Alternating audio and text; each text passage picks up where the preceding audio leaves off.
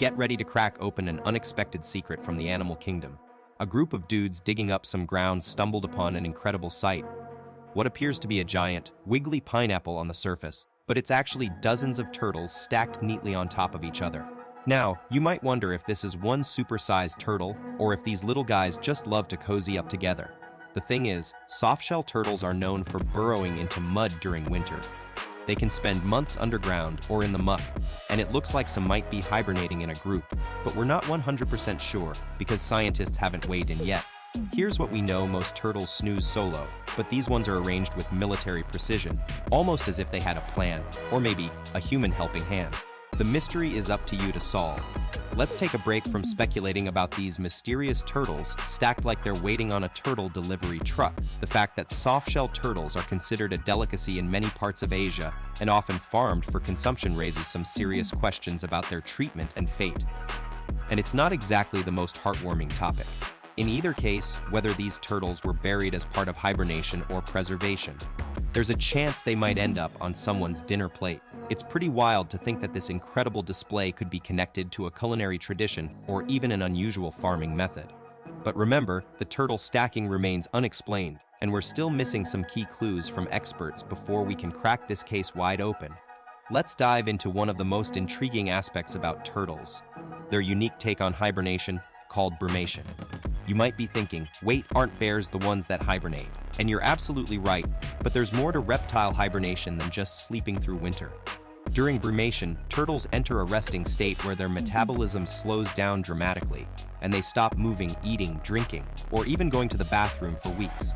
It's quite different from bears' cold weather snooze fest because turtles don't build up energy reserves before entering this state. Instead, they rely on stored fat reserves in response to low temperatures. And just like that, these incredible creatures can survive months without a snack or a sip of water. Now let's talk about why turtles need a cozy winter home.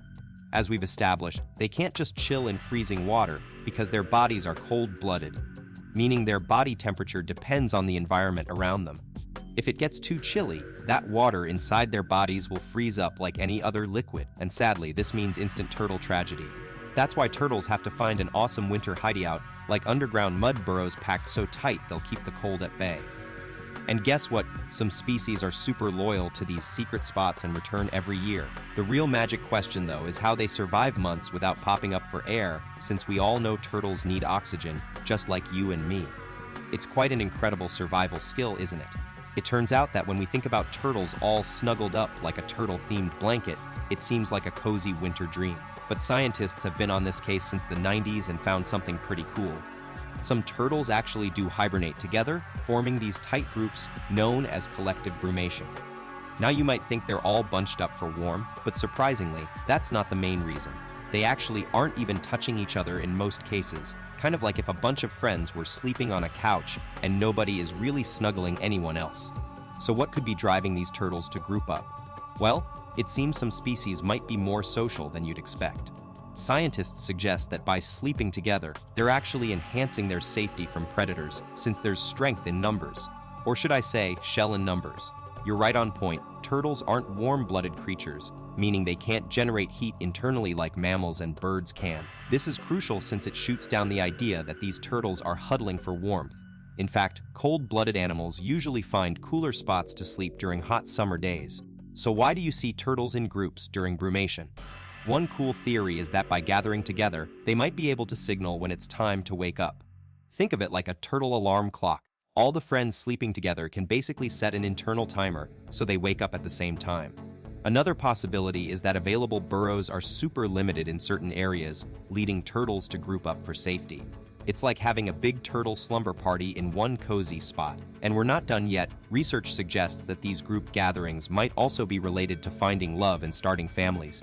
That's right, many pet owners have fallen head over heels for our slow and steady friends. However, when these turtles reach reproductive age, they're often moved to a separate enclosure or even released back into the wild in an attempt to reduce inbreeding. This practice seems like a win-win situation because it helps prevent genetic issues within smaller pet populations while also adding more individuals to wild turtle communities. But here's where things get really interesting. Studies have shown that these relocated turtles might not be as healthy or strong as their wild counterparts, which could make them vulnerable to predators and diseases. This raises an important question. Are we helping or hurting when we intervene in the life cycle of our beloved pet turtles? Let's dive into one of the most fascinating aspects of turtle biology, brumation. You might have heard that turtles need to experience a period of deep sleep like dormancy called brumation. But do pet box turtles really require this? The answer lies in their natural habitat and instincts. In the wild, brumation helps turtles conserve energy during harsh winters when food is scarce. It's a vital adaptation that keeps them healthy and thriving over time. Many experienced turtle owners, like Christy with her 2 beloved box turtles, have seen firsthand how crucial brumation can be for their pets' overall well-being. However, some experts argue that captive-bred turtles might not actually need to brumate since they're protected from extreme temperatures and don't face the same survival challenges as wild turtles. So what's the right approach? By understanding and embracing our turtles' evolutionary heritage, we can provide them with a more authentic and nurturing environment, even in our homes. Winter brings turtles to a near standstill, and sometimes that means they stop eating altogether. If your turtle is one of them, it might just need the help of brumation until spring rolls around again. But be warned, brumating a sick or recently recovered turtle can be fatal, as their weakened state leaves them extremely vulnerable. Even seemingly minor health issues like a cold could turn deadly during this dormant period. Furthermore, turtles that are underweight, too young for brumation, or improperly fed before entering dormancy face an increased risk of passing away, making it essential to carefully consider these factors and consult with experts if needed. Now, let's talk about the practical benefits of brumation. If you're a turtle owner, you'll love how it cuts down on food and maintenance costs while your pet takes a winter nap. For turtle farmers, this dormancy period is pure gold as they get to save significant money on food and cleaning for months at a stretch. On the other hand, if you're planning a trip abroad with your pet turtle, there are some amazing turtle hotels in certain countries that offer the perfect environment for your little guy or girl to brumate safely. But remember, before you make any decisions about brumation, especially during winter, it's crucial to consult a vet and get their expert advice on how to do it just right. Let's debunk a common myth about brumation. You don't always need to bury your turtles for them to go into hibernation-like state.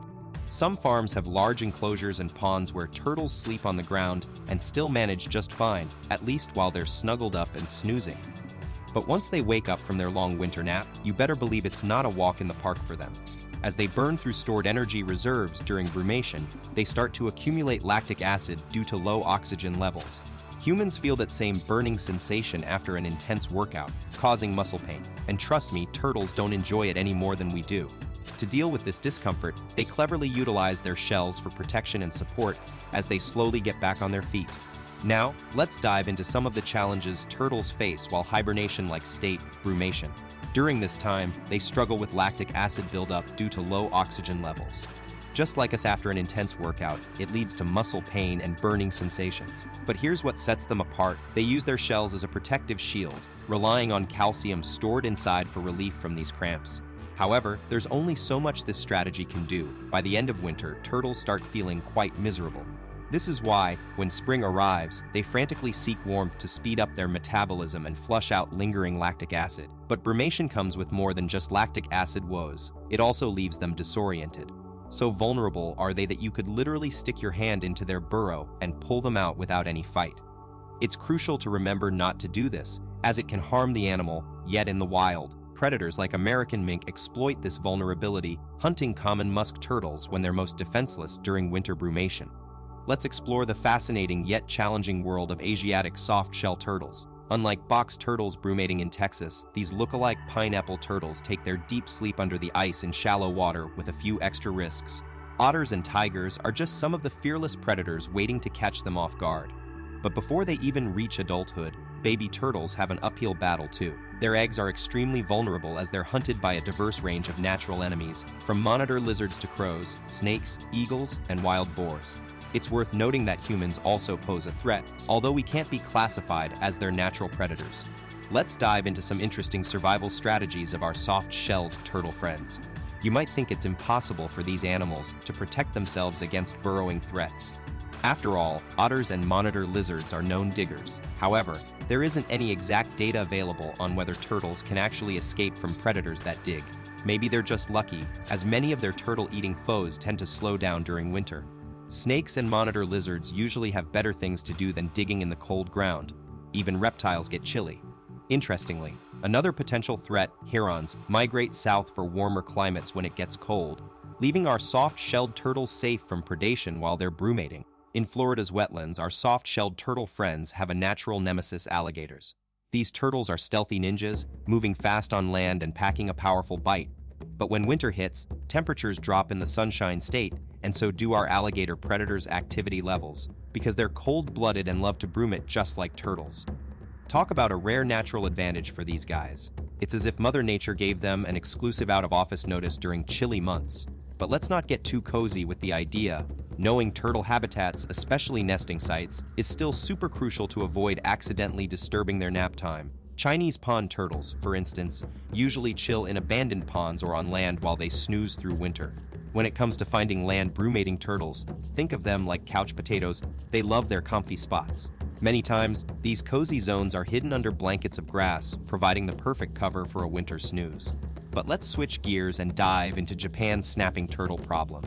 These feisty critters have become quite the nuisance in Chiba Prefecture, munching on everything in sight like there's no tomorrow. Their aggressive nature also makes them a threat to humans. One wrong move could mean losing a finger due to their powerful bite. To tackle this issue, skilled hunters use a unique method, relying on touch rather than tech. With an expertly placed hand, they can feel out the pond and locate these destructive turtles. This traditional approach results in an impressive 300 catches every year, keeping local ecosystems safer from unwanted invaders. Let's take a look at Vietnam's wild turtle trade, where rare species like the field turtle became the target in 2015. Instead of employing patience and caution, locals would grab their gear, bags, sticks, machetes, and head out to uproot everything in sight. They'd overturn stones, poke at anything suspicious, and dig everywhere hoping to stumble upon these elusive creatures. The driving force behind this frenzy is the substantial profit that turtle sellers can rake in. A pair of large turtles weighing almost a pound each could fetch a whopping 9, 6, and 50, making it no surprise that many villagers would jump into this lucrative business, buying nets along the way and becoming hunters overnight. You're right on point. For our aquatic turtle friends, it's indeed more fitting to call this frantic search for profit fishing rather than hunting, since they primarily thrive underwater.